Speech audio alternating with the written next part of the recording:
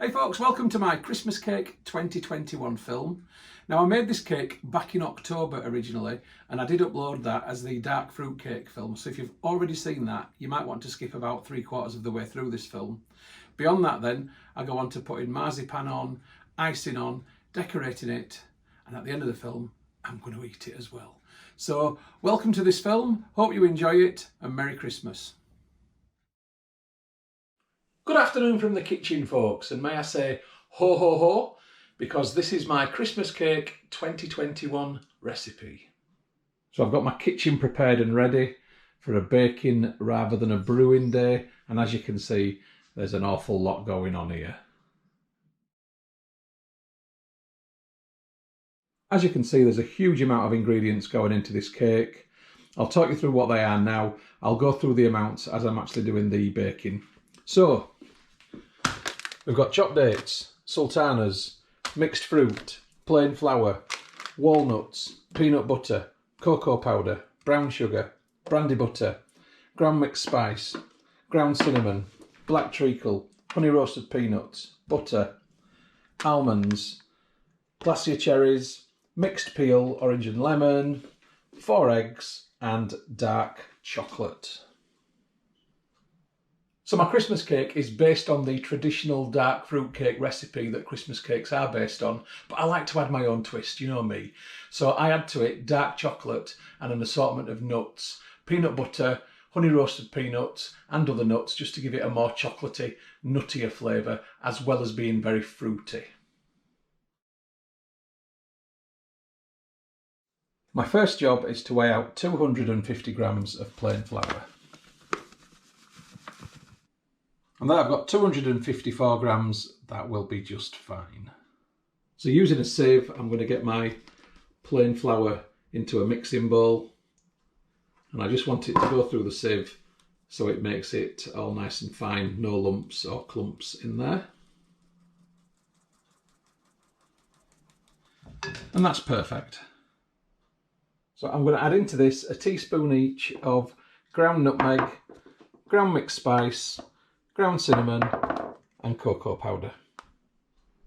So in goes the nutmeg, the ground mixed spice and the cinnamon, and finally the cocoa powder. A bit more than a teaspoon went in there, I'm not bothered, it doesn't matter. So I'm just going to mix it up now, as you can see. So these are all the dry ingredients so far. Okay, now I need to mix my butter, peanut butter, brandy butter, black treacle, orange and lemon peel and brown sugar together. I need to weigh out 200 grams of brown sugar. 207, that'll do. And that goes into a separate mixing bowl. So I've got 53 grams of brandy butter. So I'm going to scrape my brandy butter out and just put it into a bowl. I'm not adding it to the sugar straight away. I've got something else to do first. I now need to weigh out 50 grams of peanut butter, which is easier said than done when you're doing it with one hand. There's 65 grams, that'll be fine. And then just as with the brandy butter, the peanut butter goes into the same bowl. Now I need to weigh out 150 grams of butter. There's 142 grams, that will do because I was slightly over with the peanut butter. So all my butters, my fats are now together in one bowl, and that bowl is going into the microwave for 30 seconds. And I just want it to soften.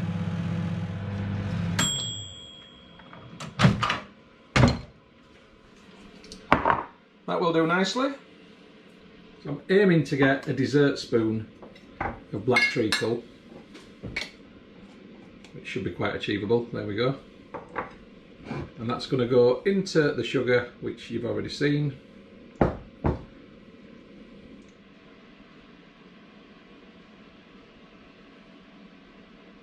Now I'm going to add all my butters into the sugar and black treacle and cream them together. So in that goes.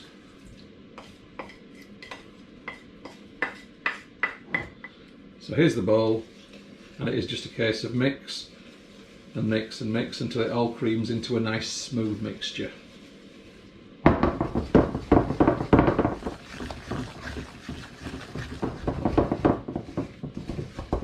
So now it's time to get cracking, and I want to put my eggs now into my sugar and butters mixture.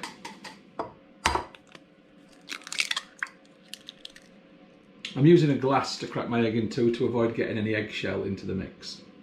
So now I take my egg and I pour it into the sugar and butter mixture. And along with my egg, I'm going to add a good couple of heaped dessert spoonfuls of the dry flour mixture. So that's all together. And then it's a case of mixing. I'm trying not to get it everywhere, which I'm good at. I usually have to deep clean the kitchen when I've done this. So that's the first egg and the first bit of flour in. I've now got to add each egg and flour at a time. So it's egg with flour, egg with flour, egg with flour, and beat and stir in between.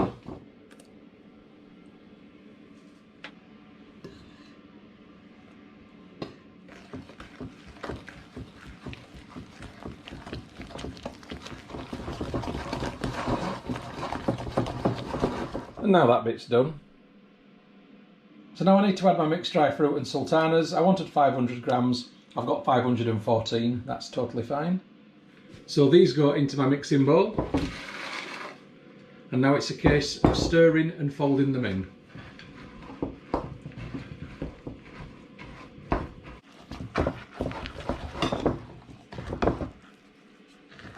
So now I need 100 grams of mixed peel, 50 grams of glass cherries, and 50 grams of chopped dates. I'm just going to chop each glass cherry in half because they're a little bit big if you leave them whole.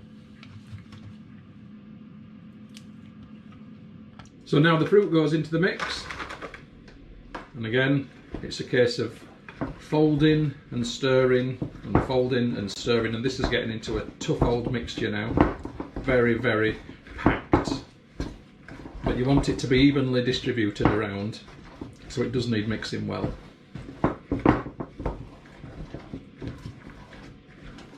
Okay, I want to add 100 grams of nuts, so I'm just going to start off with the honey roasted peanuts. Top up with some walnuts. So I'm on 87 grams now with the walnuts and the honey roasted peanuts, and I'm going to get it up to 100 with the blanched almonds. Okay, I've got my blanched almonds, my walnuts and my honey roasted peanuts. Now in here, I've actually got 120 grams. I was going for 100, 20 more grams isn't going to hurt. They're now going to get blitzed. Here comes the noisy bit.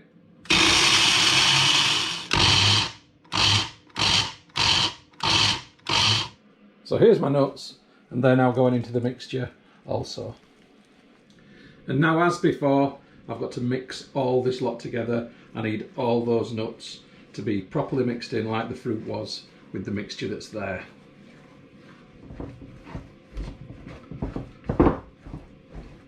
So I've still got some dry ingredients to go in, so what I'm going to do is I'm going to put some of those in now, and that's going to make it even stiffer, but I'm just going to water it down with a tiny little bit of milk. That's enough. And then I'm just going to stir again, and I'm going to repeat with milk and with flour until it's all in there.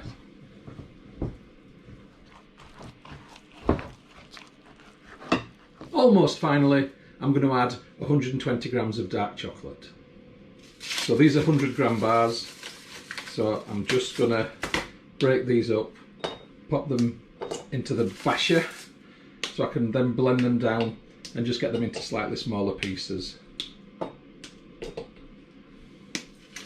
Yeah, it's a pity that I've had to open the second bar, because otherwise, you know, I want to be not rid of this.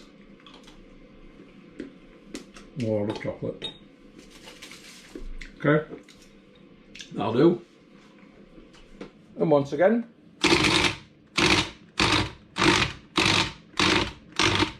that'll do. It's reduced it a little bit. There will be some bigger pieces and some smaller pieces. Okay, so I'm just going to empty the chocolate into the mixture. As you can see, we've got varying size pieces. That's fine, it will melt down a bit anyway.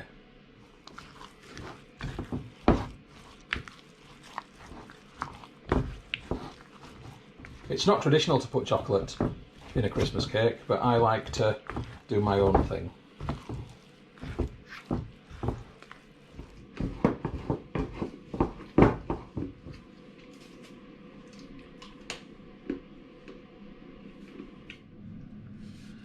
Okay, you're not seeing things. I am roughly drawing around a plate onto some greaseproof paper. I want to make a circle, which I've done there. Okay, then using a pair of scissors, I'm going to try and as neatly as possible cut the circle out. I'm not the neatest of cutters, but let's have a go.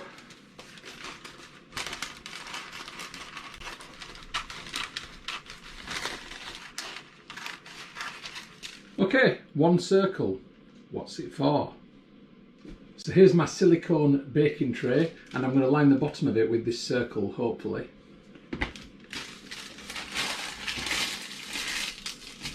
Et voila.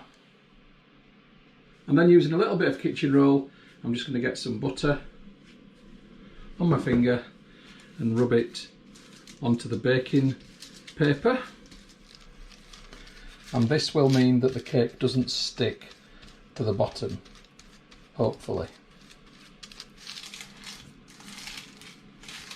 So I've done some extra paper to go around the edges, which I've also greased, and as I fill this up it will push it to the sides of the tray. Okay, here it all is now in the silicone baking vessel, and it's going to go into the oven at 140 for somewhere between 4 and 4.5 hours. Now the recipe says 150, but this is a fan oven, so I'm going to do it at 140. It was difficult to film me doing it, so I've just popped the cake in the oven. It's on the bottom shelf, it's at 140, and it's going to be staying there for a few hours now. Okay, the cake's in the oven. Now just to explain, if you think I'm being a bit premature making a Christmas cake in early November, I'm not. It needs about 6 weeks to mature before you eat it, and that is to allow the flavour to develop in the cake, but it's also to feed the cake each week. So each week I'll put some little pinpricks in the top with a cocktail stick, and I'll feed it with a little bit of dark rum or whiskey, whatever I've got my hands on, and that will give it moisture and an incredibly intense flavour, and that is where you get your goodness in your Christmas cake from.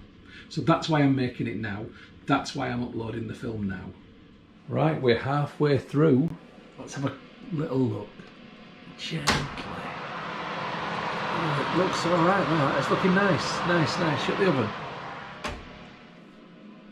They're crossed. Let's hope it works. Okay, so T minus 30 minutes.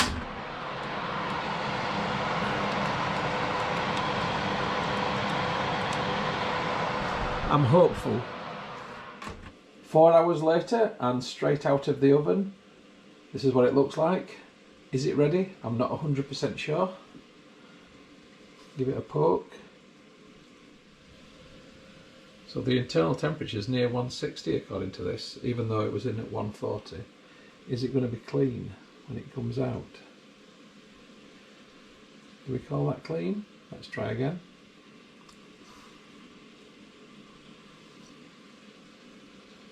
It looks clean to me. I don't want to overcook it, but at the same time I want it to be cooked. I think this looks pretty good to me.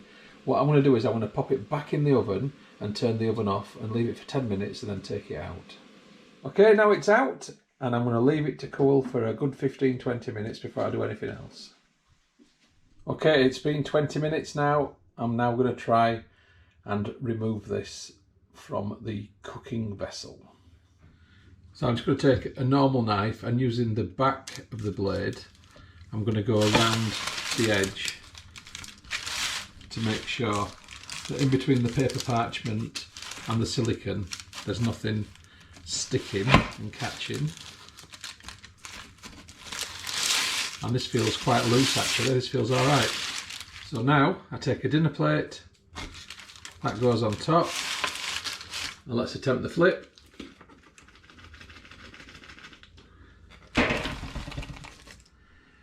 Oh yes! That is one good looking cake. I am well happy with that. Just look at that. That is an absolute beauty. Okay, I want to get the cake onto the cooling rack. That's gone lovely. I couldn't be any happier with this actually. This has really worked out well. So there it is on the cooling rack. Okay, I need to leave this to cool overnight now, which is just fine. So, good night. Keep the flies off, and I'll come back to this tomorrow. Right, good night for now. I'll be back in the morning. Come on from the kitchen, folks. It's back to my Christmas cake. Let's have a look at it. So it's been here overnight. It's cooled down nicely. As you can see, it looks pretty good. So now I'm going to begin the process of feeding the cake, and I do that by making some holes in the top with a cocktail stick, and I've got to make lots of these all over the top of the cake. And I need lots of holes.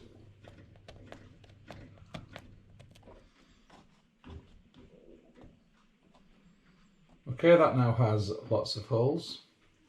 So let's feed it. And I'm feeding it with Whyte Mackay blended Scotch Whisky.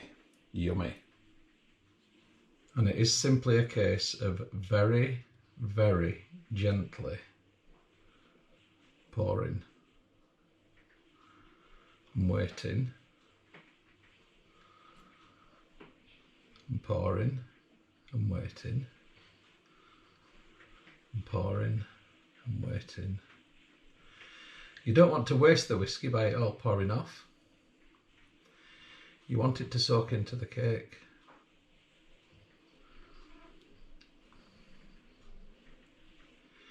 And the cake will get a drink like this every week for the next 6 weeks. Hey folks from the kitchen, it's Christmas cake update. It's 2 weeks before Christmas. It's time to get the marzipan and the icing on. Let's have a look at the cake.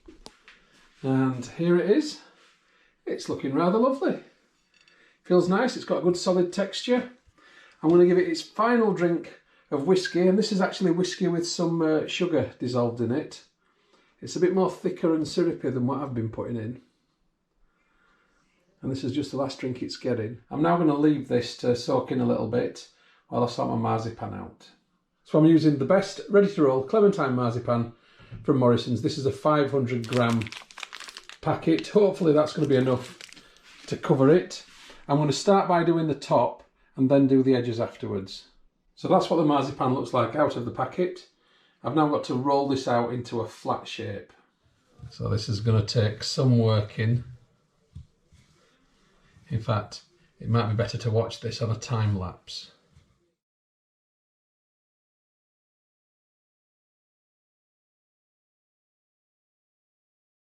Okay, there's my marzipan.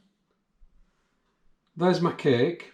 Now, this plate is a very similar size to the cake. It's slightly smaller, but if I put that in the middle of the marzipan and then attempt to draw around it just a little bit bigger, then I should be all right to cover the top of the cake.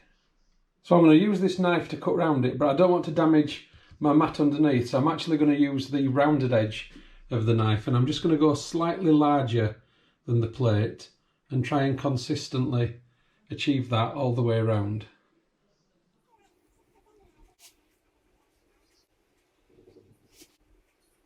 Okay, then I want to peel away the outer layer of marzipan. This is going to have to be re-rolled. Lift the plate up.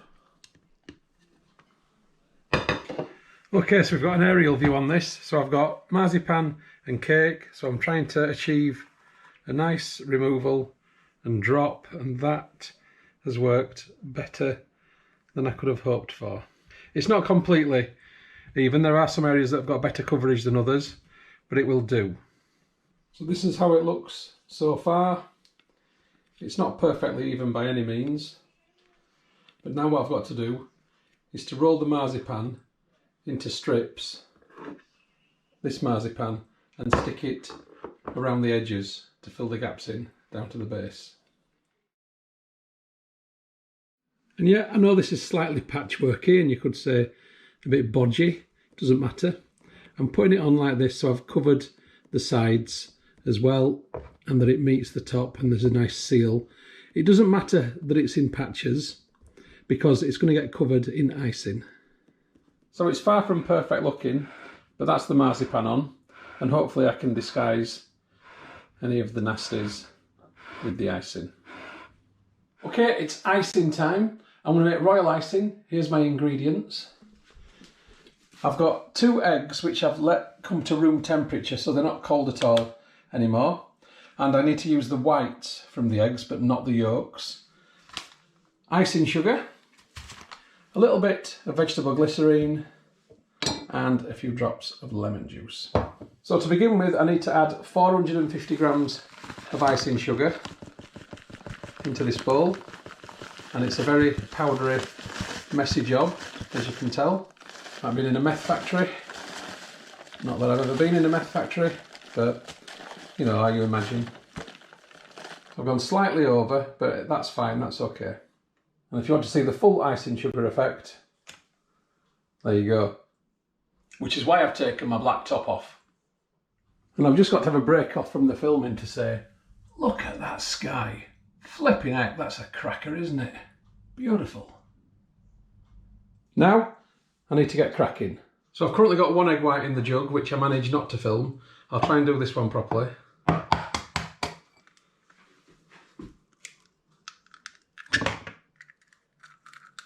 Yeah, you just got to wait for the snotty bit to fall off the bottom. Don't be too aggressive because I don't want the yolk in any way, shape or form in this. Plop. I'm only yolking, but they'll contribute to breakfast. Lovely stuff.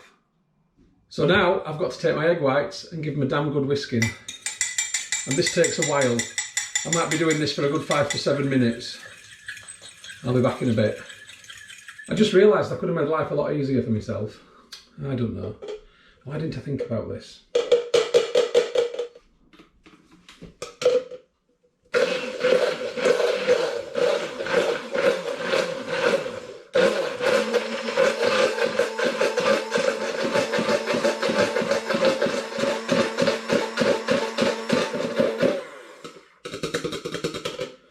Okay, I've now got some frothy egg white. So I'm going to put my frothy egg white back into my glass jug. And I'm going to add icing sugar, sprinkle some on top, and a bit more. And now I've got to whisk. And I've got to keep doing this until I get stiff peaks, and this is going to take a while. So to this, I'm going to add a couple of drops of lemon juice. Oh, probably too much. And I'm going to add some glycerin. This makes it easier to cut so it doesn't just crack. So 2, 3, that's enough. So I've got to keep adding icing sugar. And I've got to keep whisking until the mixture begins to form stiff peaks. This is going to take a little bit of time. I'll come back to you when I'm getting somewhere close to it. It's just a repetitive process for the next 5 or 6 minutes.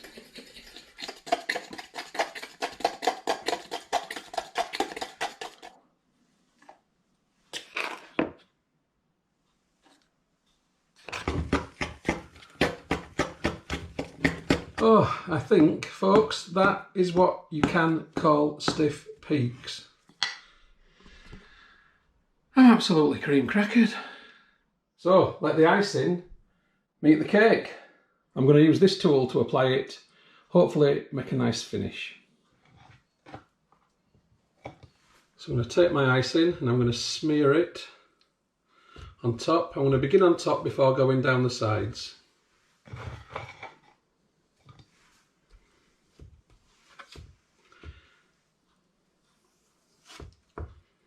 I was never a plasterer. I have pointed my patio once, did a fair job. But notice how the icing hides a multitude of dimply sins that were underneath it before. So I'm going to start going around the edges now, which might be a bit more challenging. I've just dripped a little bit of water on top so I can work with it and make it nice and smooth as possible. You can sometimes overdo this, sometimes less is more. And if you think you're going to get a bake-off cake here, I just want to tell you now you're not. And there it is. I'm now going to leave this to set.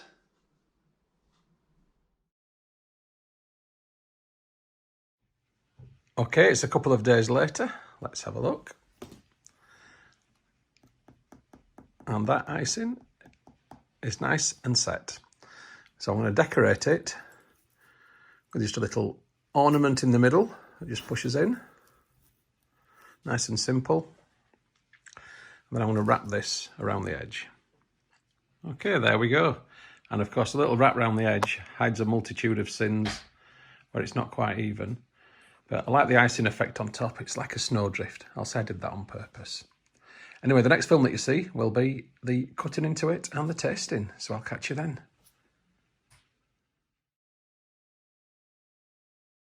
Hey folks, it's time to sample the Christmas cake. And yes, of course, I'm very excited about this. So I need to remove the decor and the pins which are holding it in place. And of course the top bit. Right, let's get into it. So the icing seems to be cutting nicely. I can already smell the alcohol. So it's looking pretty good so far. But there's one more vital ingredient, which is, of course, a little bit of cheese. So there it is on the plate, folks. Let's try it out. So, ooh.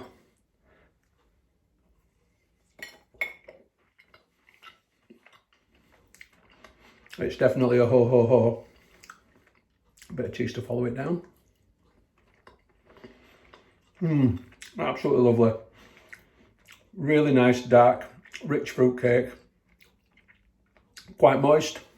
Whiskey flavours are definitely there. And all those little hidden extras I put in, they come through too. Can't beat a traditional Christmas cake. Yep, I'm very impressed. Hope your Christmas cakes have turned out just as good. And I'll catch you on the next bake, brew, or whenever. Merry Christmas, Happy New Year. See you next time, folks. The film that you've just watched is a Moss Travel Media production, and you can find more like them by going to www.mosstravel.tv. Thank you so much for supporting my YouTube channel and watching my film. It's hugely appreciated. If you haven't already done so, please subscribe to my YouTube channel by going to youtube.com/Stuart Moss. Hit the red subscribe button. When you've done that, a little bell will appear. If you hit the bell, then you'll also get notifications about any future travel films which I upload. If you like my travel films, then you might also like my second channel, which is about home and garden. Please have a look for that channel. You'll find it at www.mosshomeandgarden.co.uk, and if you like what you see, please give that a subscribe also. If you'd like to connect with me as Moss Travel Media on other social media, then you'll find me on Facebook at facebook.com/Moss Travel. That's the page. And if you'd like to connect with the profile, then the profile is Moss Travelog. If you'd like to connect with me on Instagram to see my travel photography, where I'm up to, what stories I'm telling, then go to instagram.com/StuMoss or do a search for user Stu Moss. If you'd like to connect on Twitter, I'm at Moss Travel TV. On Pinterest, I'm Moss Travel Media, which is pinterest.co.uk/Moss Travel TV. On Tumblr, I'm stuartmoss.tumblr.com, or just do a search for Moss Travel Tumblr. On WordPress, I'm wordpress.com/view/MossTravelTV.wordpress.com, or do a search for Moss Travel Media on WordPress. And on vContactor, you can find me by going to vk.com/Moss Travel Media, or doing a search for Stuart Moss. If you'd like to contact me about film usage or any other issue, please just email me on mosstraveltv@gmail.com. And once again, thank you for watching and for your support. I really, really do appreciate it. I wish you all the best of days, happy travels and bon voyage.